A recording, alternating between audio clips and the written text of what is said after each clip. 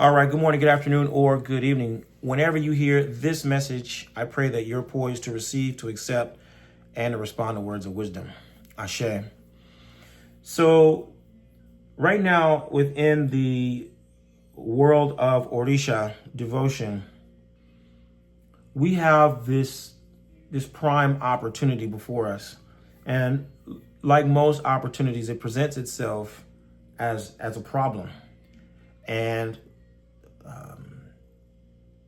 one of the symptoms of the problem is that ever so often we get, how can I term this? We get some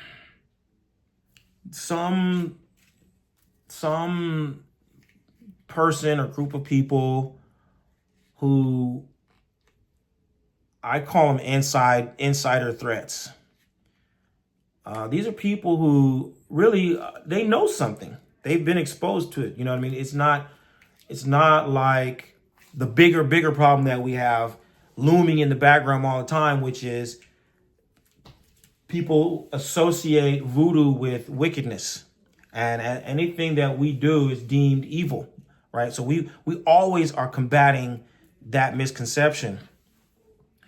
But, you know, that's out of our control largely. You know what I mean? That's a problem that the world has. But within our own ranks, the thing that we are also grappling with periodically is that there's people who actually do know. They are in many instances folks who are, legitimate inheritors of the tradition. They've been doing it for generations. Or you have people who've been doing it for decades. But for some reason, and I don't know what it is, but people just start creating nonsense. They say crazy stuff and I hate to say crazy, but it's when I think about like the fact that you know what it is and you know what it's not, why would you say something like that? So right now there's a group of people who are talking about, oh yeah, we're going to create a new version of Ifa. And that's typically how it is. They're creating a new version. And in our version of Ifa, there's no sacrifice. We just don't need to do that. How it can be called Ifa and there's no sacrifice, I have no idea. Because the basis of Ifa is the Odu. How are you gonna rewrite the Odu? Odu says this is what happened and this is in the situation and this is what the person sacrificed. It's like case law. That's what you do in this scenario. This is what you do. So I don't understand how people who are familiar with it can even say stuff like this. But they don't just say it, they stand on it. And they try to make a whole movement out of it. It's really bizarre.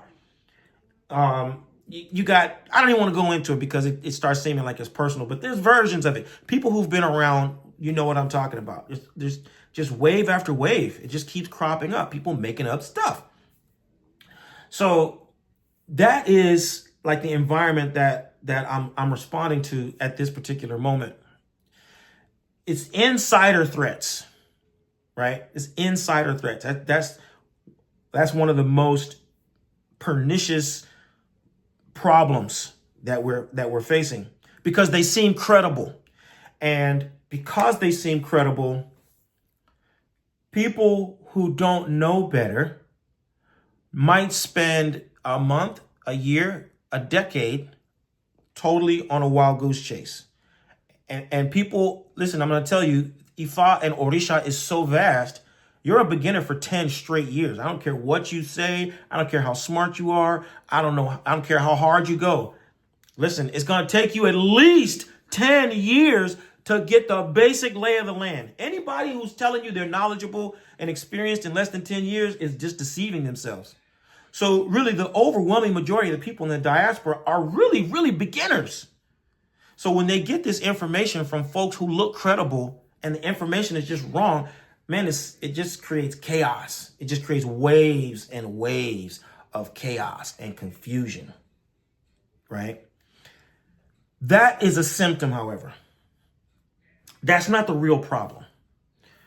The real problem is that the ones who are really knowledgeable have not created a system whereby we can share information.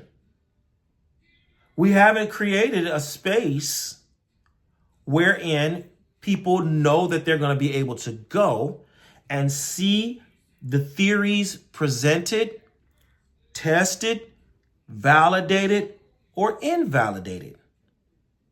Because there's always going to be people coming up with new things and proposing new ideas. But the problem that you have right now is that you don't know where to go to find out if these new ideas are consistent with the original practice. You have no way of being able to determine what even the basis of truth is within our tradition. That is the problem that we're facing, right? Now, I'm speaking to this from the perspective of a professional educator. So let me be totally transparent. I know that in every profession, it's going to be the same thing is true, though. Engineers have their own way. Medical doctors, chemists, physicists, astronomers, everybody's going to have their own way to do what I'm describing to you right now. In the academic world, in the scholarly world, in the real scholarly world, you got something called the peer review system. Peer review amongst university professors is jokingly, referred to as publish or perish, for example. If you're a university professor, then you got to publish. You got to write something that's got to go into a scholarly journal. And when it gets to that scholarly journal, what's happening? It gets reviewed by your peers. So if I'm a linguist, I'm going to publish in certain journals. If I'm an astronomer, if I'm a chemist, if whatever it is that my profession is, I'm going to publish as a professor. And I'm going to say my ideas. I'm going to state my theories. And then my peers, who are also professional, are going to run the tests. They're going to replicate my experiments. They're going to replicate my theories. And if they get the same results that I got, then the theory is legit. If nobody can get the same results that I got, then the theory is not legit. It's debunked. And then anytime somebody tries to propose that, all you got to do is refer back to the test number 1, test number 2, test number 3 to say that never stood up. This guy proposed that, but no one else was able to replicate it. So he belongs to the lunatic fringe. That story does not hold. But that's something that's been created by the academy. We as Orisha devotees, we need to create some kind of a system wherein if you have ideas that are going to be respected and legitimate, then you got to be able to put those ideas on the table in a specific context. And we've got to be able to go through them and test them. And then anytime somebody wants to know, they can refer back. Anytime somebody wants to understand, they can refer back to those results. Once we will have done that, we will not have eliminated the rascals, but we will have created a space wherein everybody who wants to know can go and find out. See, because right now you can't even, if I ask you right now, if you want to know the reality of how something is practiced, if something is real in the Orisha tradition, where do you go? You don't know. If you don't have an Oluo, you don't have an Iyalorisha, right? Even if you do have an Oluo or an Olorisha, but unfortunately that person is part of the lunatic fringe, right? You got nowhere to look. There's nothing. See, anybody could go get the journal, is what I'm trying to say. Anybody could go to the website and read. This is what the other reputable, specialists say about the subject matter. Okay. And so this is very poignant for me because not only in real time are we experiencing this idea or this notion that somehow people are going to be able to practice Ifa without making sacrifice, but today Ifa gave us a poignant lesson about the dangers of what Ifa refers to as the knowledgeable soothsayers. This harkens back to a time when Olofin the king had invited the seers, the water gazers, the magicians, and Oromila to come to the palace and to divine for him. All of the knowledgeable soothsayers went out there and they gave the king platitudes. They told him all these things that stroked his ego. By the time it was Oromila's turn, he came out and says, Your Highness, I heard what they had to say, but I have to tell you something different. There's a problem looming on the horizon, and you need to make sacrifice. Otherwise, you're going to meet calamity. The king was so sweetened up by what the knowledgeable soothsayer said that he rejected Oromila's wisdom. What happened? Everybody went home with their gifts. The king gave them elaborate fabrics, beads, jewels, livestock, money. He gave Oromila something meager, a goat. The couple of days later, the prince died right there in the palace. The king was in the depths of his grief when he remembered, Oromila told me that I needed to sacrifice against calamity. So he said, instead of burying the prince, we're going to butcher him up, fillet him. We're going to season him up into the most delicious soup, make a big mound of amala, and we're going to invite everybody back.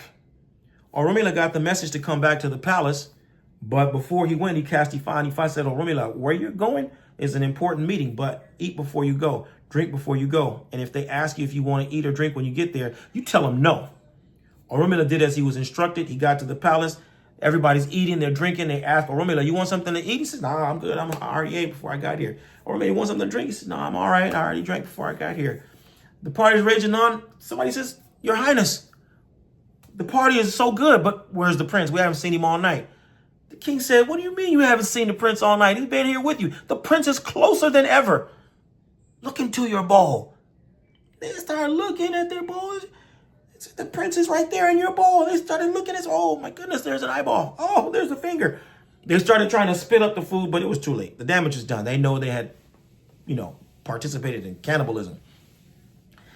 As macabre as that story is, what it just re-emphasizes a very simple lesson about you got to be very careful about, number one, what information you consume.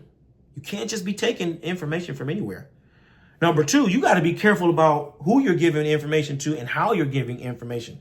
Because either way, if you're reckless about consuming information or giving information, it can result in a calamity for you.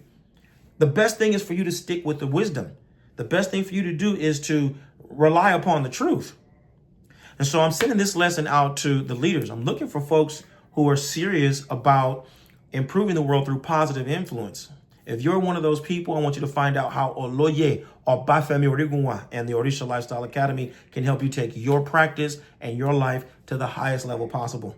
Visit me at obafemio.com or orishalifestyle.com, and let's start working with wisdom to help you bring about the good condition for yourself and those who you're destined to serve. I look forward to working with you. Bye for now. Odabo.